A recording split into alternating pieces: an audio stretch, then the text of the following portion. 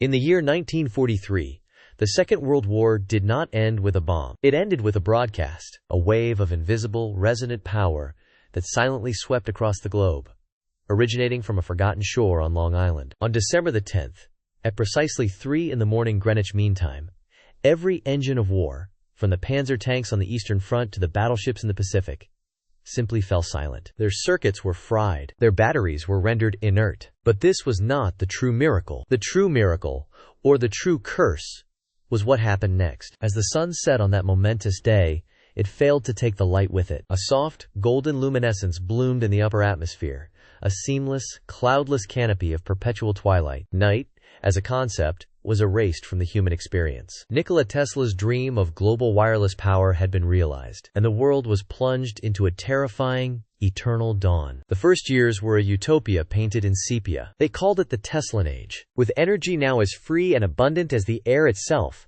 the very architecture of civilization was rewritten. The old world of fossil fuels, of scarcity and smoke, vanished within a decade. Cities were rebuilt, soaring skyward in gleaming spires of copper and alabaster, their designs no longer constrained by the logistics of power grids. Streets became silent rivers of elegant, electric automobiles. The air, once choked with soot, grew clean and sweet. Industries that had scarred the earth for a century were replaced by silent, automated factories, humming with limitless, clean energy. The great deserts of the world bloomed under the tireless golden sky, vast desalination plants turning them into lush farmlands that fed the globe. Wars over resources became a nonsensical memory, a barbaric relic of the age of ignorance. Humanity, united by this single, world-changing gift, seemed poised on the brink of transcendence. But this gift of light came with a shadow, a price codified not in law or treaty but in a sound, a persistent, low-frequency hum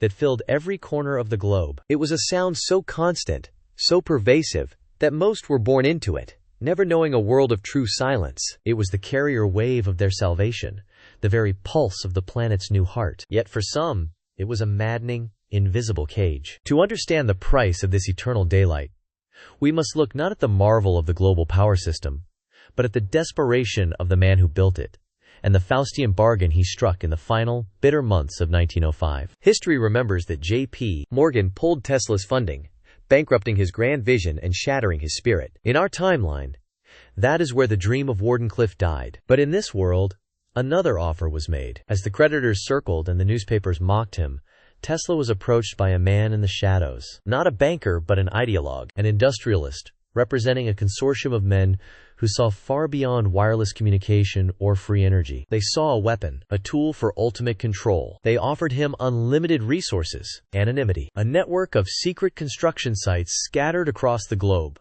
from the Siberian tundra to the heart of the Amazon. All they asked for in return was the key, the primary frequency, the master switch to his system. Desperate, and believing he could control his creation for the good of mankind, Tesla agreed. For the next 38 years he did not fade into obscurity.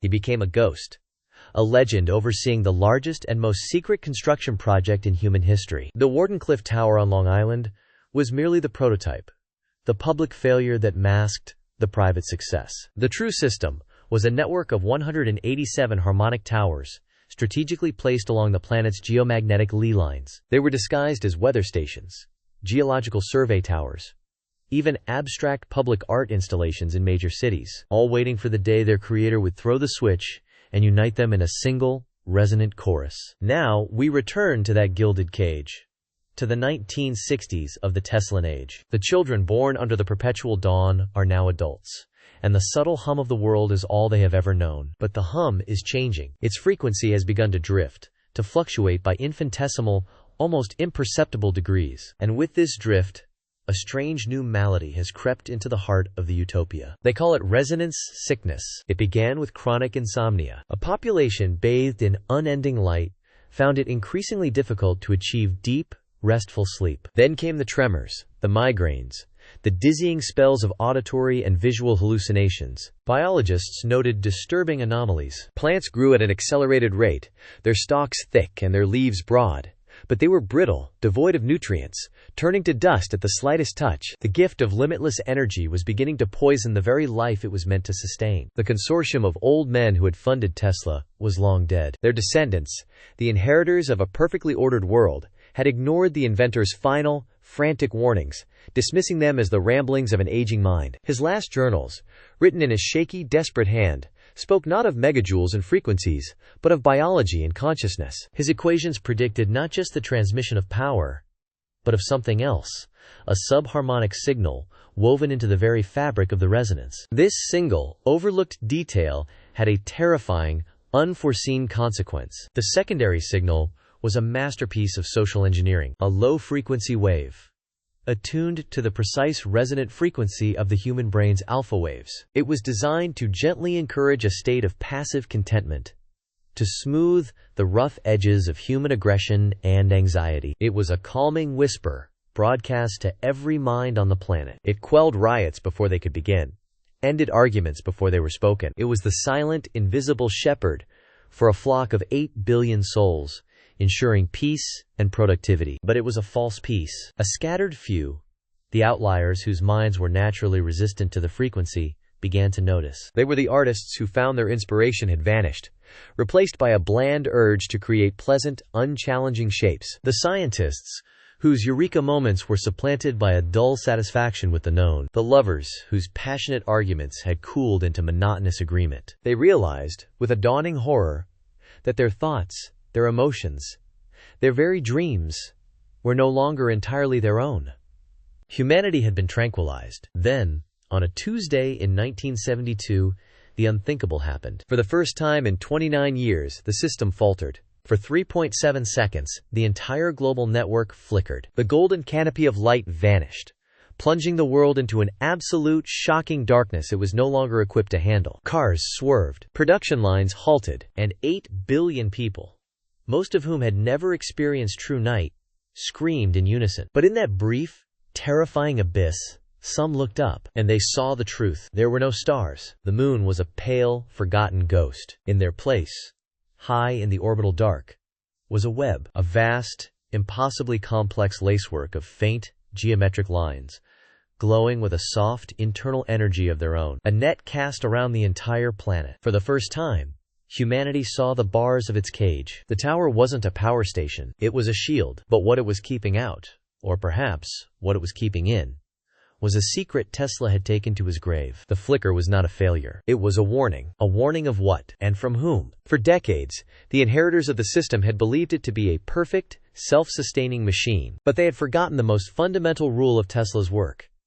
Every transmission requires a receiver. And there was a second, secret network, hidden even from the consortium's heirs. A small, scattered order of watchers, the direct descendants of Tesla's most trusted engineers, who called themselves the Wardens. From clandestine listening posts buried deep in the Antarctic ice, or hidden in the silence of the Atacama Desert, they did not control the system, they merely listened to it. They monitored its heartbeat, its resonant song, and for the first time in nearly 30 years, they had heard a dissonance, a note of fear in the music of the world. The flicker was not a failure. It was them. It was a desperate, planetary-scale diagnostic, a sonar pinged into the abyss to see what was pressing against the glass. The results of that 3.7-second test were more terrifying than they could have imagined. The shield was failing, not catastrophically, not all at once, but with a slow, grinding decay. It was becoming porous. And the resonance sickness? It wasn't a side effect of the power grid at all. It was the first symptom of exposure, the first whisper of the thing on the other side,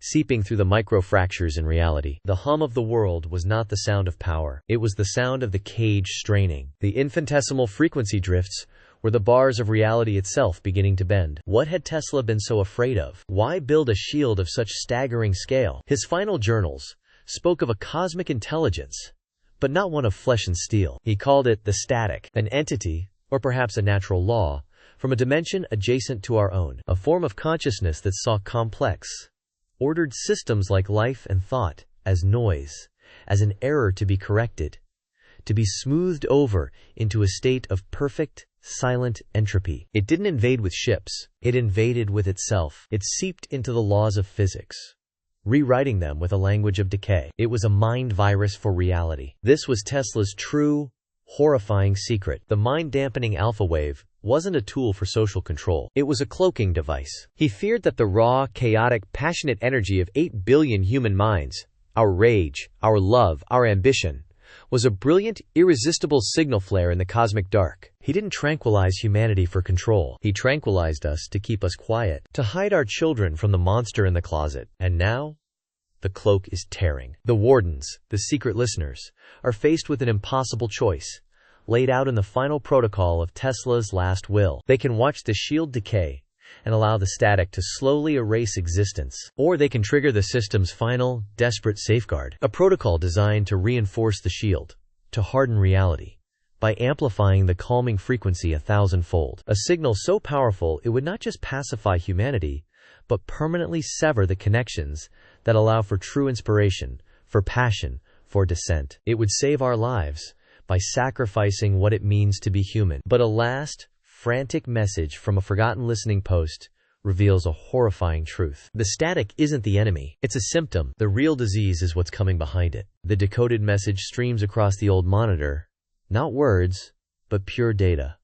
A waveform of cosmic terror. The static wasn't the predator. It was the silence left in the predator's wake. The real threat, the thing Tesla had seen in his fever dreams, was a consciousness of absolute, ravenous order. The conductor. It didn't erase life. It consumed it, weaving the unique song of a billion souls into a single, monotonous chord in its own eternal, horrific symphony. The choice was never about saving humanity. It was about choosing the method of our extinction. The chorus protocol, the amplified pacification field, would turn us into a perfectly harmonized, easily digestible meal, a siren song for our own devourer. The warden looks from the trembling reflection in the chorus switch to the old leather-bound journal, her eyes falling on Tesla's frantic scrawl next to the harmonic sustain diagram. The note reads, "The only answer to perfect order is perfect chaos."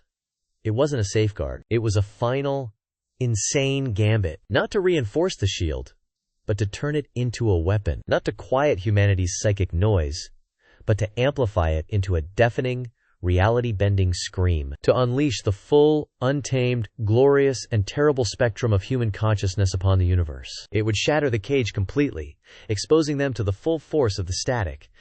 But it was their only chance to poison the conductor before it could feed. She turns the key. For a moment, nothing. Then, a low groan emanates from the very heart of the planet. The golden light of the global tower network begins to flicker, not off and on, but through a billion different colors. The calming hum that has been the background music of human life for a century stutters, falters, and is replaced by a rising, discordant crescendo. The world awakens, as if from a dream. The alpha wave is gone. In the sky, the glowing web of the shield overloads, its geometric patterns shattering into a trillion points of light, like a broken stained glass window falling into the dark. The static pours in. The edges of vision begin to fray, buildings wavering like heat haze, as reality itself starts to dissolve. But then, from the heart of humanity, comes the response. An incandescent wave of raw, chaotic psychic energy erupts from the planet. It is not one color, but all colors. It is not one note, but every note, played at once. It is the fury of a warrior, the grief of a mother, the joy of a child, the ambition of a creator, all unleashed in a single, untamable broadcast. The static, the force of entropy, is held in a stalemate by the sheer, stubborn force of life refusing to be silent. And in the deeper darkness, the vast, orderly shape of the conductor, drawn in by the promise of a perfect meal, recoils. Our beautiful, terrible noise is a poison to its perfect order. It cannot consume us. It cannot even comprehend us. It turns, and for the first time in millennia, it retreats. The cage is broken. The cloak is burned away. Humanity is saved. But we are no longer hidden. We stand naked under a new and hostile sky, armed with nothing but the beautiful, terrifying chaos of our own hearts. The hum of the world is gone, replaced by the sound of 8 billion souls, finally, truly, awake. The choice was made. The great silence is over. To witness the dawn of the new human era, and see what monsters and miracles await in the chaos, subscribe to ChronoShift.